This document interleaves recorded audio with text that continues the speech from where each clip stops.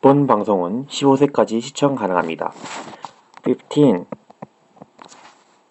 자, 반갑습니다. 동영상으로 만난 첫 번째 시간입니다. 오늘 우리가 지수에 대해서 해볼 겁니다. 자, 지수가 뭔지, 지수를 왜 하는지 이거에 대해서 간단히 얘기하고 시작할게요. 자, 예전에 태초에는 우리는 연산에 덧셈밖에 없었습니다.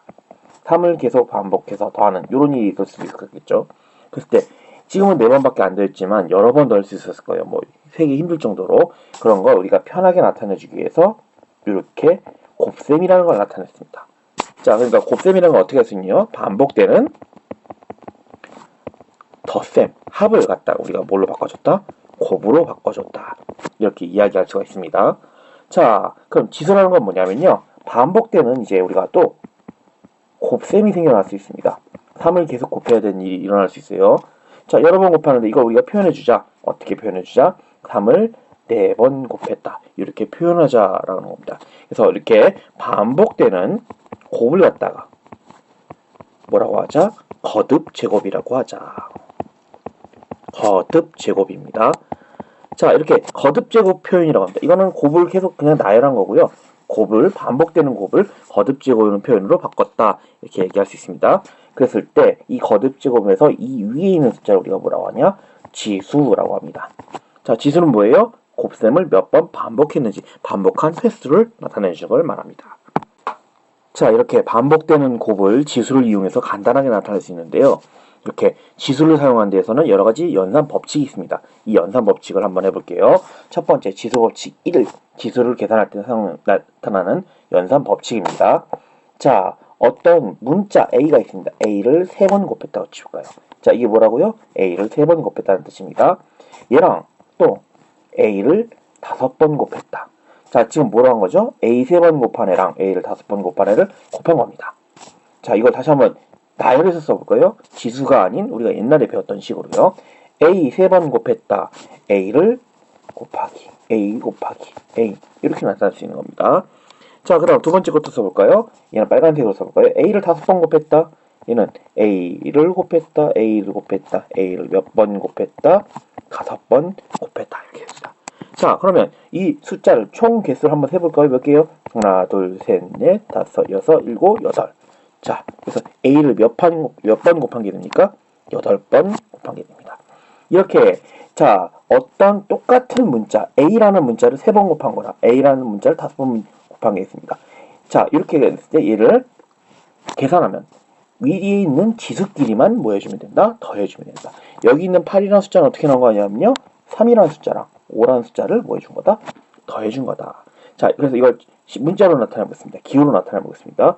어떤 A라는 문자를 n번 곱했다. 그리고 A라는 문자를 n번 곱했다. 그래서 이 둘을 곱한다면 어떻게 나타날 수 있냐? 한꺼번에 A를 m과 n번 더했다. 이렇게 나타날 수 있다. 이게 지수법칙 1 이렇게 됩니다. 두 번째 지수법칙도 볼게요. 두 번째는 뭐냐면요. 어떤 A라는 문자가 있을 때 얘를 3번 반복해서 곱했습니다. 자, 근데 이 3번 반복해서 곱한 거 이렇게 쓸 거예요. 3번 반복한 거, 3번 반복한 거, 또 3번 반복한 거. 이렇게 이런 식으로 또 나타날 수 있겠죠? 지수가 똑같은 애들을 더 반복해서 곱할 수 있습니다. 그럼 이건 어떻게 나타낼 수 있을까요? 우리가 A를 3번 곱한 걸 4번 반복해서 곱했다. 전체에다 가로를 치고 이렇게 4번 반복해서 곱했다 치면 될 겁니다. 자, 근데 우리가 지수법칙 1을 이용해서요. 자, 지수끼리는 전부 다 뭐 하면 된다? 더하면 된다고 했습니다. 그럼 3 더하기 3 더하기 3 더하기 3. 3을 연속해서 4번 더하는 거가 되겠죠? 그러니까 결국 밖에 있는 3, 안에 있는 3, 밖에 있는 4를 뭐 하면 될까요? 곱하면 됩니다. 이렇게 3 곱하기 4가 나타날 수 있다. 즉, 이렇게 가로 안에 지수와 가로 밖에 지수가 있다면 얘들은 결국 어떻게 나타난 거다? 한 번에 곱해서 나타낼 수 있다. 이런 얘기입니다.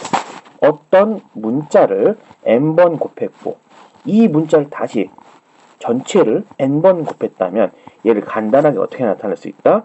A를 n번 곱하기 n번 이렇게 지수끼리 곱하는 경우가 있었습니다. 아까 한번 다시 비교해 볼까요? 아까는 어떻게 한다고요? 지수가 두 문자를 곱하면 지수끼리 뭐 해준다? 더해준다 그랬습니다. 여기는 어떻게 돼요? 한 문자를 n번 곱하고 전체를 다시 곱했을 때 가로 안에 있는 지수와 가로 밖에 있는 지수를 곱해서 나타낼 수 있다. 자, 그럼 세 번째 법칙을 한번 해보겠습니다. 세 번째 법칙은 나눗셈에 대한 건데요. 나눗셈은 조금 복잡합니다. 잘 봐주세요. 어떤 문자 A를 5번 곱했습니다. 얘를 3번 곱한 걸, A를 3번 곱한 걸로 나눴습니다. 자, 선생님 수업 시간에 했었죠. 나눗셈은 뭘로 바꿀 수 있다고 그랬죠? 분수로 바꿀 수 있다고 했습니다. 자, 앞에 있는 게 뭐가 돼요? 분자가 되죠. 뒤에 있는 게 뭐가 된다? 분모가 된다.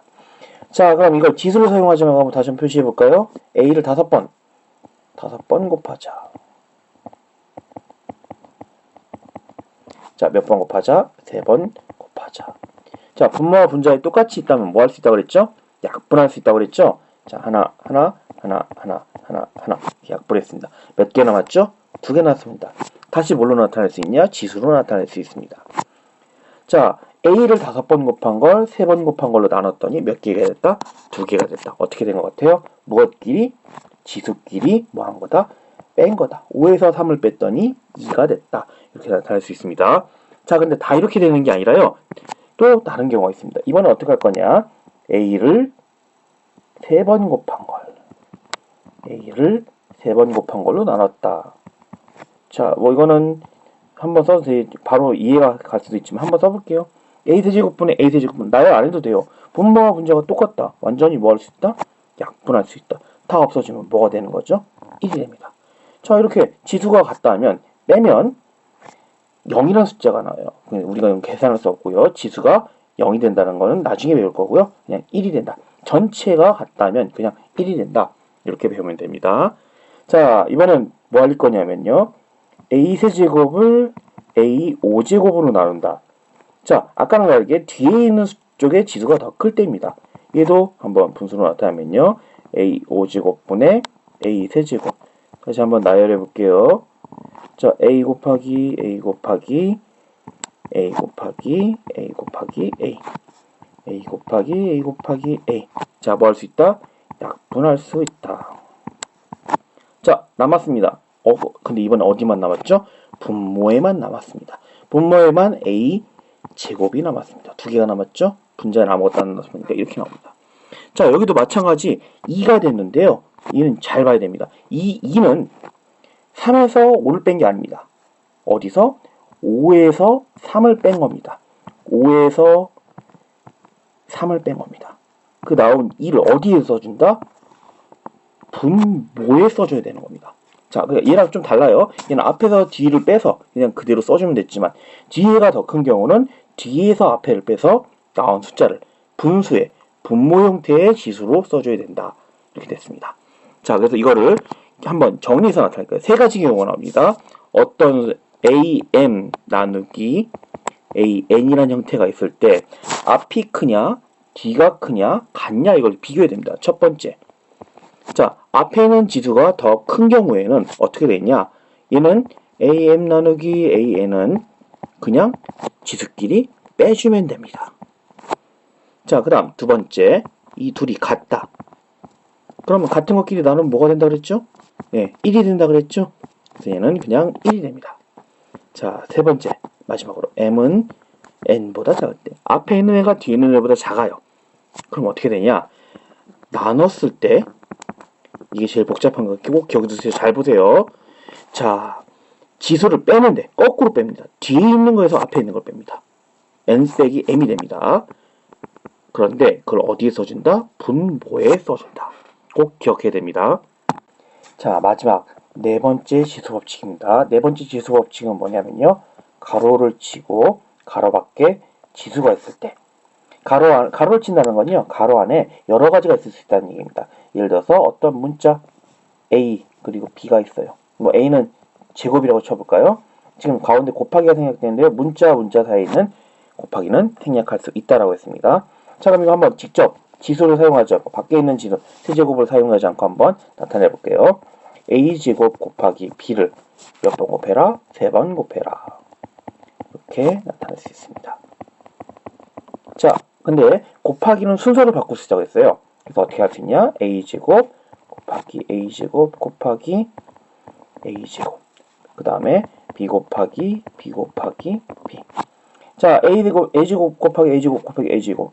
이거 다시 한번 나타내볼까요? a제곱이 몇 개 있다? 3개 있다.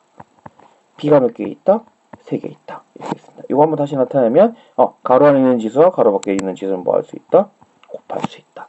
그 다음, 가로 없죠. 그대로 써줄 수가 있습니다. 가운데 있는 곱하기는 뭐 할 수 있다? 생략할 수 있다라고 했습니다. 자, 그럼 이걸 한번 정리해볼까요? 이게 어떻게 된 걸까? 가로 밖에 지수가 있습니다. 가로 안에도 지수가 있을 수 있습니다. 그랬을 때 가로 안에 있는 지수를 가로 밖에 있는 지수를 안쪽에 모든 문자에 다 곱해줄 수 있다. 헷갈릴 수 있으니까 하나만 더 해볼게요. 얘는 여기서 3a b 제곱 요런 애가 있고 얘가 4제곱 해볼까요? 이번엔 자 얘를 계산해라 했습니다. 자 그럼 가로 밖에 지수가 4가 있습니다. 그럼 이 4를 안에 있는 모든 것에 해줘야 됩니다. 누구한테도 해줘야 되냐? 3에도 해줘야 되고요. a에도 해줘야 되고요. b제곱에도 해줘야 됩니다. 자 그래서 이 계산해주면요. 3을 4번 곱한 애랑 a를 4번 곱한 애랑 b를 제곱한 애를 4번 곱한 애 이런 식으로 바꿔야 됩니다. 3의 4제곱은요 81이고요. a의 제곱은 그대로 a의 제곱이라고 쓰면 됩니다. 그 다음 b제곱을 4제곱해라. 안에 있는 지수 밖에 있는 지수는 뭐 한다고 그랬죠? 곱한다고 했습니다. 이렇게 나타내주면 됩니다. 자 분수해도 상관없습니다. 분수일 때 예를 들어서 b분의 3a 제곱 이렇게 돼 있다. 그리고 얘를 세제곱해라 라고 했습니다. 자 그러면 밖에 있는 지수를 안에 전부 곱해준다. 안에 몇 종류가 있냐면요. 3, a제곱, b 총 3가지가 있습니다. 그럼 이걸 어떻게 나타내줘야 되냐? 볼까요? 자 분모부터 해보겠습니다. b를 몇 번 곱해라? 3번 곱해라. 그대로 써주면 됩니다. 3을 몇 번 곱해라? 3번 곱해라. a를 제곱을 몇 번 곱해라? 3번 곱해라. 됐죠? 정리 좀 해줄까요? b세제곱은 그대로 쓰고요. 3세제곱은 27입니다. a제곱을 3번 곱했다. a 6제곱 이렇게 해주면 된다. 자, 지수법칙 4가 뭐냐면요. 이런 식으로 가로가 쳐있고 지수가 바깥에 있으면 안에 있는 모든 문자 숫자에 지수를 곱해준다. 이게 지수법칙 4입니다.